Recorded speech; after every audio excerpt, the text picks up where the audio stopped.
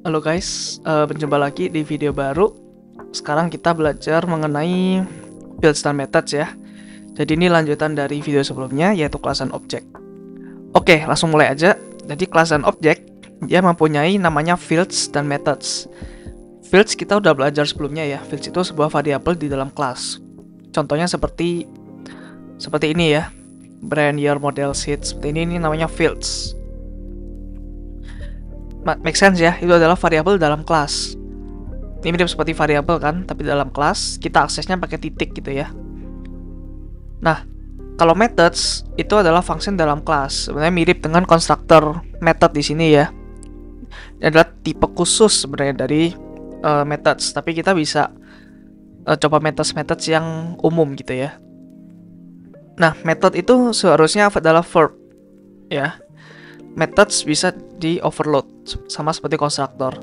Nah, jadi kenapa constructor ini bukan verb? Karena constructor harus sesuai dengan yang ada di sini ya, sesuai dengan nama kelasnya.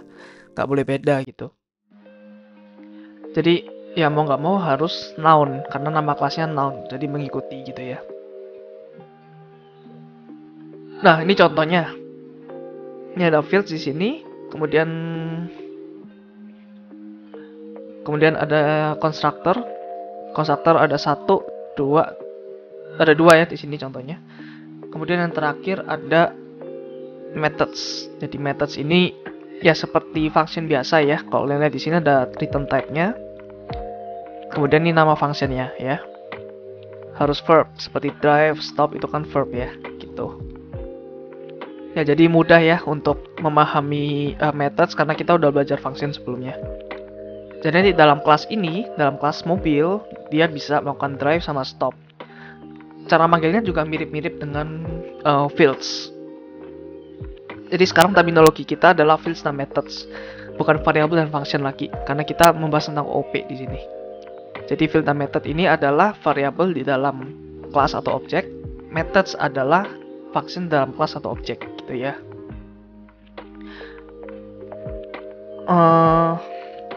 Nggak ada contohnya ya. Oke, gua contohin di sini ya. Contoh di sini gua ada function namanya start atau drive deh, drive gitu ya.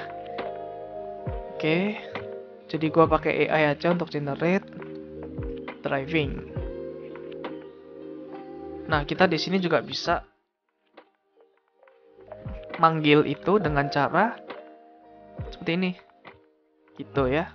Jadi pakai titik juga, guys. Sorry, ini bukan ini, tapi langsung drive aja karena udah di print di dalam methods ini.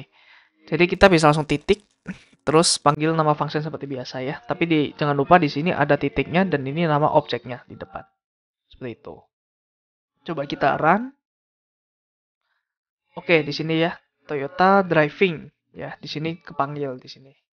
My car drive. Jadi seperti itu untuk memanggil suatu function. Sorry, suatu methods ya. Oke, kemudian namanya access modifier. Nah, access modifier ini seperti tadi ya, ada public class apa gitu ya, seperti di video sebelumnya. Jadi ada macam-macam teman-teman. Jadi ada namanya private, protected, public, sama package. Gunanya untuk apa sih? Gunanya itu adalah pilar OOP yang kedua, yaitu encapsulation. Hal ini untuk melakukan limitasi akses read dan write attributes. Ini nama lainnya dari function ya. Dari fields. Maaf agak membingungkan, tapi karena memang ini terminologi yang apa ya? Kadang orang pakai ini, kadang orang pakai ini gitu. Jadi ya maklum deh. Oke, jadi itu untuk encapsulation. Nah, kenapa sih kita harus melimit akses dari ini? Brand your model sheets. Karena seharusnya ya, kalau kita bikin seperti ini, itu suatu practice yang kurang bagus ya. Kalau bisa sih bisa, tapi sebenarnya kurang bagus. Kenapa? Karena bisa aja car ini adalah kode yang dibuat bukan dari kita, tapi dari orang lain. Nah, orang lain membuat kode mereka sendiri itu harus meminimalisir dari error ya. Kalau kita bisa langsung mengakses ini, mycar.brand, nah, Hal ini bisa bahaya. Kenapa? Karena kita bisa langsung mengganti-ganti brand di sini gitu. Contohnya nih ya, contohnya kita bisa melakukan seperti ini guys. mycar.brand. Misalkan gini ya, Honda gitu. Nah, kita coba print lagi di sini. Jadi kita bisa langsung ubah brand ini di kelas lain di luar car gitu. Nah, di sini keubah ya Honda gitu. Ini nggak bagus di dalam OOP karena OOP ada konsep namanya encapsulation gitu. Jadi harus dilindungin gitu ya. Harus di field space itu harus dilindungi oleh kelas yang namanya car tadi. Seperti itu. Nah, ada macam-macam nih access modifier. Ada namanya private, protected, public, sama package. Kita udah lihat yang public ya di public class tadi. Kenapa kelas ini public? Karena kita mau nggak mau ya, kita harus menggunakan di sini gitu. Kalau private kita nggak bisa pakai. Sebenarnya gue nggak pernah sih pakai private. Nah, nggak bisa ya. Kalau kelas itu nggak bisa private, jadi harus public. Kenapa? Karena ya gunanya kelas itu untuk dipakai di code lain gitu. Kecuali ini bisa digunakan private. Seperti itu. Nah, kita bisa pakai private di sini. Private. Nah, ini ada problem ya. Kalian lihat di sini. Nah, di sini dimerahin. Kenapa? Karena brand has private access di car. Kita udah nggak bisa kayak gini. Ya, mau compile pun udah nggak bisa nih. Nah, compile pun udah error. Karena nggak boleh seperti ini. Seperti itu ya, untuk private. Kemudian protected. Ada namanya protected juga. Jadi itu juga salah satu keyword di dalam Java ya. Reserved juga. Terus public. Bisa diakses oleh semua kelas. Jadi contohnya seperti tadi ya, yang kita bisa akses di sini itu public. Nah, protected tuh nanti gue akan ajarin di dalam inheritance ya. Karena ada namanya parent class gitu. Itu nanti di video-video selanjutnya. Kita di sini fokus untuk private sama public aja gitu ya, supaya tahu perbedaannya apa. Jadi private tadi bisa diakses dalam kelas, public bisa diakses oleh kelas lain gitu. Misalkan kelas main, di sini dia bisa akses ini gitu ya, karena dia public. Nah, terus ada namanya package. Itu nggak perlu dipusingin juga, karena itu bisa diakses within the same package. Nah, package di dalam Java kan gue jelaskan di modul lain ya, even bukan di modul OOP, supaya scope-nya nggak terlalu besar gitu ya. Jadi cukup kita fokus dalam private sama public aja, seperti itu.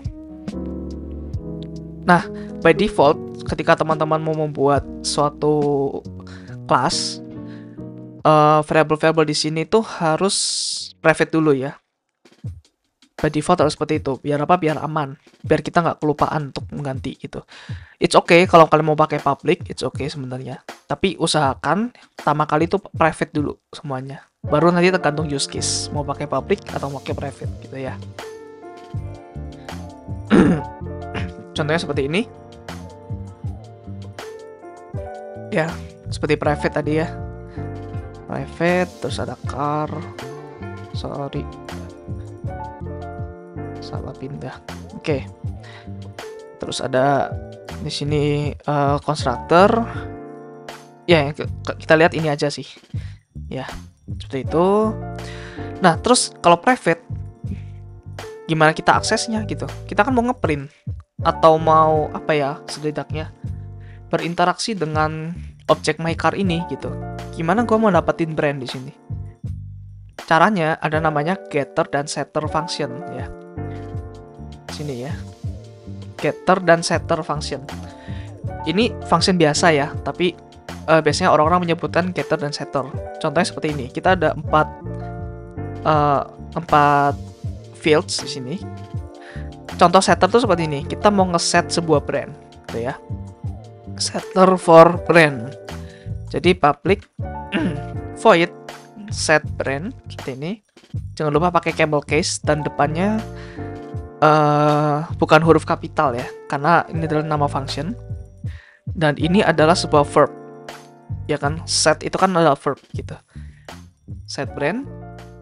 Kemudian kita masukkan value. Kita mau set brand itu apa gitu. Jadi string brand. Nah, seperti ini ya. Jadi ini mirip-mirip seperti yang di sini. Cuma ini kita untuk ngeset satu variabel aja di sini gitu. Nah, itu untuk setter. Nah, getter itu kita mau mengambil value dari brand itu gitu ya. Instead of kita melakukan gini, mycar.brand. Nah, kita bikin getternya dulu nih. Return type-nya apa? Return type-nya string, karena kita mau mendapatkan get brand ya. Brand kan tipe datanya string. Jadi get brand. Kita nggak perlu ada parameter di sini karena kita nggak mau masukkan apa-apa ya. Kita yang mau mendapatkan aja gitu. So return this brand. Itu ya. Ini juga sebuah verb get. Nah, kalau lihat di sini caranya gimana? Caranya kita panggil aja fungsinya get brand. Itu. Oke. Nah, kalau gini gimana? Kalau kita mau set, ya udah mycar set brand, terus kasih aja Honda gitu ya di sini. Terus di sini kita get brand lagi. Nah, sesimpel itu ya untuk masalah getter dan setter. Nah, sama ya Toyota, Honda gitu di sini. Oke, jadi nggak semua atribut butuh getter dan setter. Jadi sebenarnya ada private variable yang nggak perlu getter dan setter ya. Kalau public ya kita nggak perlu, of course kita nggak perlu public, kita nggak perlu getter dan setter. Kalau private, nah kita ada yang butuh, ada yang nggak butuh nih. Kalau nggak butuh itu ya variabel yang digunakan untuk membantu apa ya operasi di dalam kelas ini aja gitu. Kita nggak perlu kan di kelas lain gitu. Contohnya misalkan apa ya? Misalkan kita ada sebuah kelas namanya shape atau lingkaran gitu. Nah, kita mau memasukkan variabel misalkan pi itu berapa. Nah, dari kelas lain kan nggak perlu kan kita tahu pi itu berapa.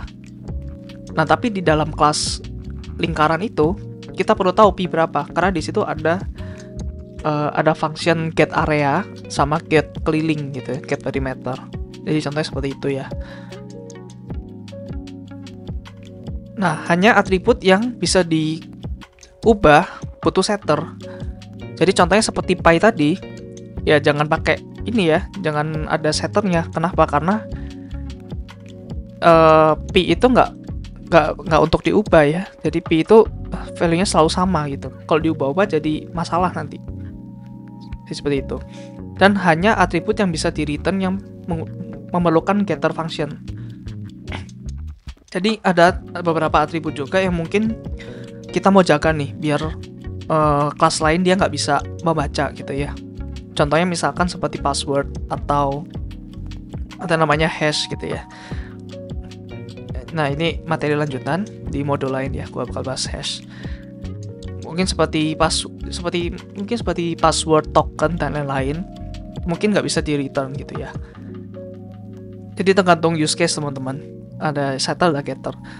Kebanyakan pengajar di luar sana ya apa ya, buta aja udah. Pokoknya semuanya private, semuanya dibuat getter setter. Padahal harus sesuai dengan use case gitu ya.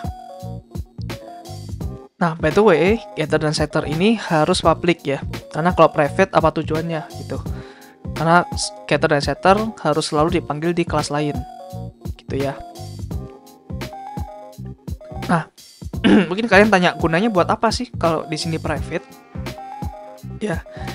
Tapi di sini kita kasih setter dan getter, bukannya sama aja gitu ya. Bukannya sama aja, kayak nggak ada bedanya at all gitu ya. Nah, gunanya untuk seperti ini ya. Gunanya itu misalkan setter itu kita bisa nambah validasi ke atribut. Ya, contohnya nih. Contohnya kita mau set year di sini ya. Ini kan ada year, kita ada set year. Nah, validasinya apa? Validasinya adalah year itu dia nggak boleh negatif kan, jadi nggak mungkin gitu. Even year juga nggak boleh misalkan kurang dari 1000, karena nggak mungkin ya ada mobil yang berusia kurang dari 1000 tahun gitu. Nah, kita bisa lakukan validasi di sini. Nah, ini nanti kita pelajari ya masalah ini. Pokoknya ini intinya dia nge-return sebuah error gitu.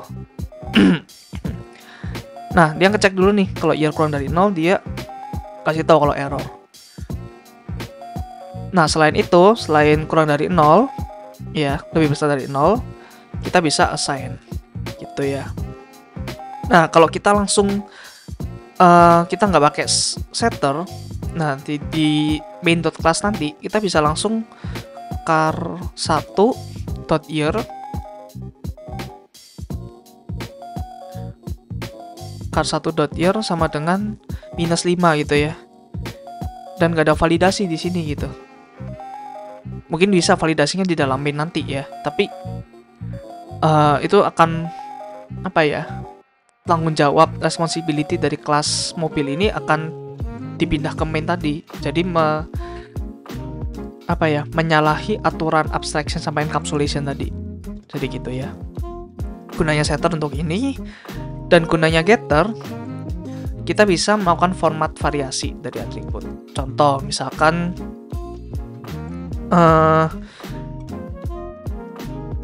sebentar. Nah, misalkan kita ada variabel baru lagi atau fields baru lagi ya, namanya cardboard.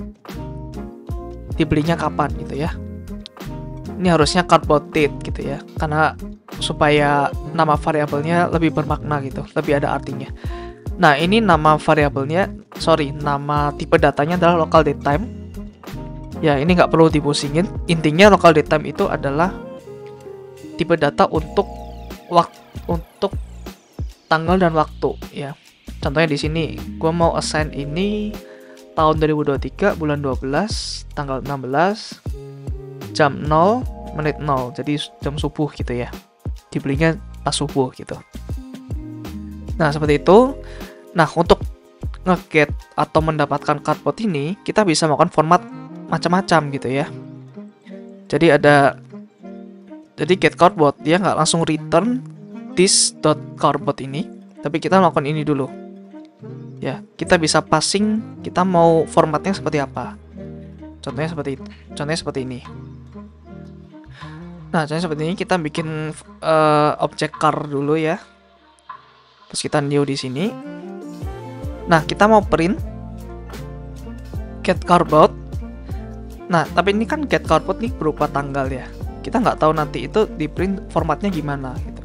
Nah, kita mau nih formatnya YYY MMDD, terus seperti ini ya formatnya. Gitu, kita bisa masukin ke sini. Nanti ini akan masuk di sini ya, format string. Nah, nanti bakal menyesuaikan. Gitu ya, pakai namanya datetime formatter.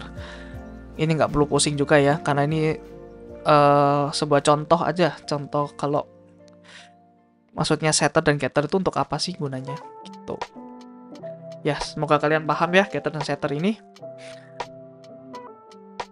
Oke, berikutnya adalah function khusus yang namanya toString. Nah, kita bisa melakukan ini ya.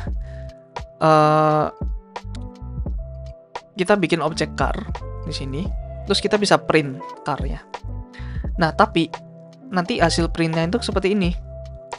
Jadi ada namanya car, di sini nama kelasnya, terus add ini. Kalau kalian lihat ini seperti bentuk heksadesimal ya, heksadesimal yang ada di memori. Jadi seperti itu. Jadi car di sini itu kalau kita paksa print, dia kan ngeprint nama kelasnya di sini. Kemudian dia ada di memori keberapa gitu. Jadi ini seperti di heap itu ya. Seperti itu. Nah, ada namanya toString. Jadi kita bikin function namanya harus persis seperti ini, toString. Ya, harus persis ya. Kemudian return time juga harus persis. Terus ada ini, add of red. Ini nanti kita akan pelajarin di video selanjutnya. Nah, kalau kalian return ini, kita bisa return seperti ini. Gunanya untuk apa? Gunanya ketika kita sistem out print ln car, kalau di dalam kelas car kita ada ini, function ini, nah kita bisa ngeprint seperti ini, lebih bagus gitu ya daripada ngeprint dia di memori berapa gitu. Oke, gue demoin aja. String ini ya. Nah, seperti ini. Terus kita return aja. Tadi apa ya? The car's brand is bla bla bla. Nah, contohnya seperti ini aja lah ya, biar nggak pusing. By the way, di string kita bisa menyambung-nyambungkan string dengan hanya pakai plus ini ya. Enaknya di Java seperti itu. Oke, jadi the car brand is, nanti dia ngeprint apa? This.brand di sini. And the model is apa gitu ya. Oke, kita hapus dulu ini semuanya. Kita langsung aja system out print ln my car. Gini ya. Kita run. Nah, langsung ya, the car's brand is bla bla bla dan the model is Camry gitu. Kalau kita hapus ini akan jadi seperti tadi ya. Jadi ngeprint sebuah memori dia. Address dalam heap seperti itu.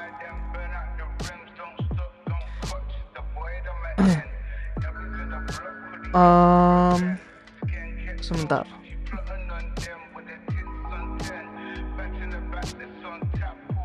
Oke.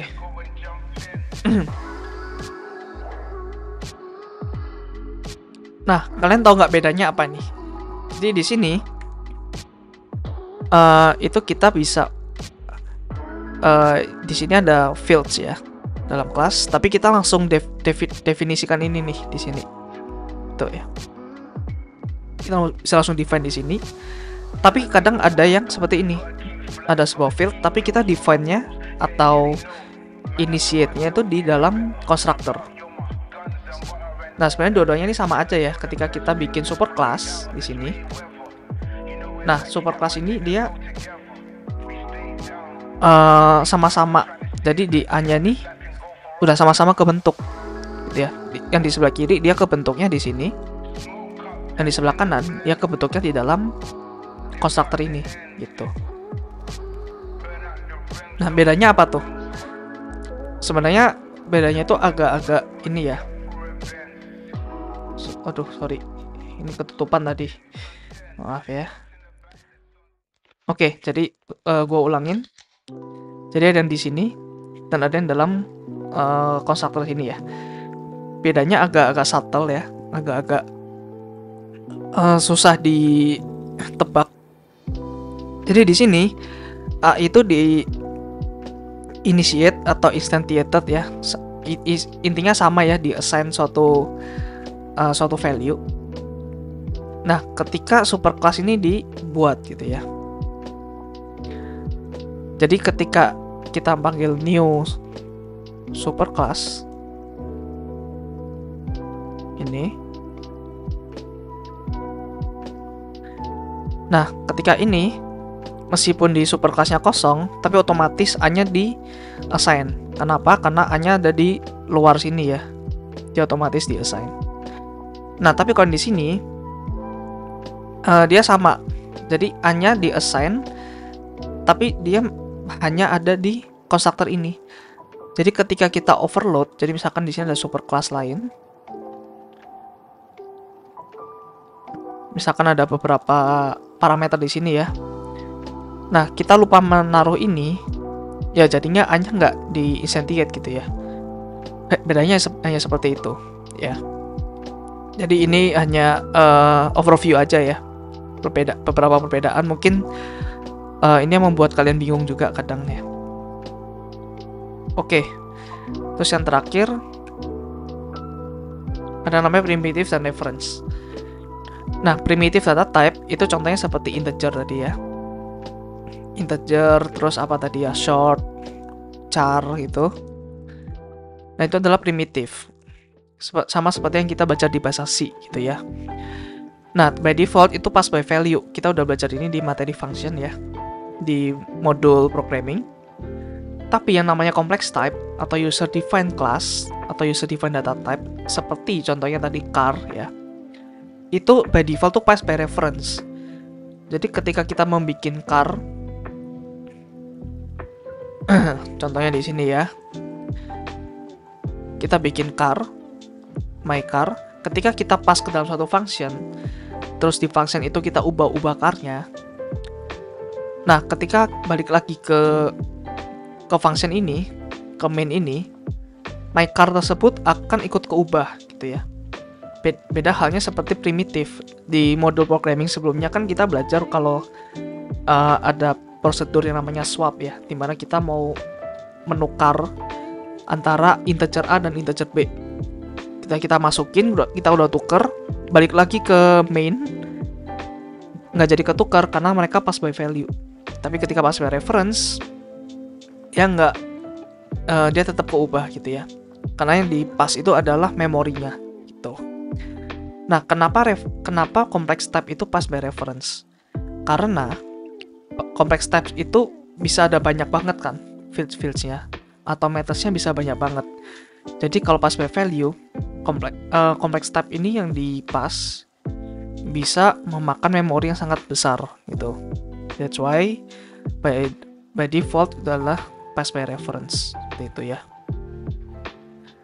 Oke, itu untuk primitive dan reference. Berikutnya kita belajar mengenai static fields dan method di video selanjutnya tapi ya. Oke, itu aja dari gua untuk video ini. I hope you guys like it, bisa memahami dengan baik. Sorry, di sini udah ada ininya ya. Di sini ada contohnya. Gua lupa. Oke, jadi di sini ada kelas namanya engine ya, atau mesin.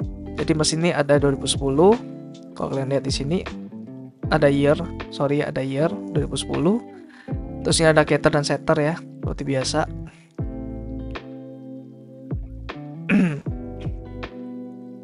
Kemudian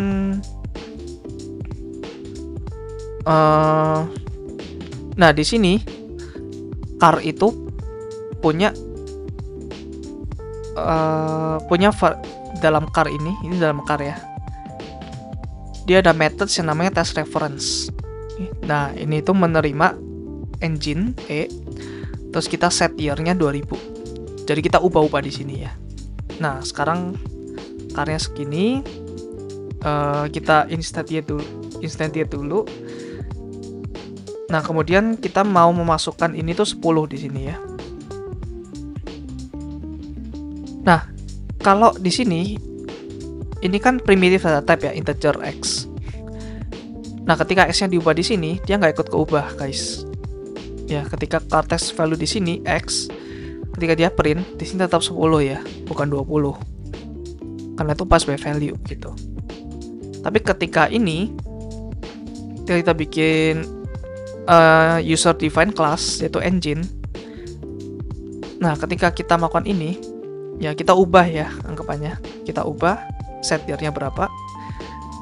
Nah, kalau get year lagi di sini udah ganti 2000. Bukan lagi 2010 yang di sini. Jadi seperti itu ya. Dicerna baik-baik. Mungkin kalian bisa tes juga. Gua nggak mau tes di sini karena mungkin nanti takutnya video yang terlalu lama ya. Jadi itu aja untuk primitive dan reference. Semoga kalian mengerti ya. So, see you guys in the next video. Bye.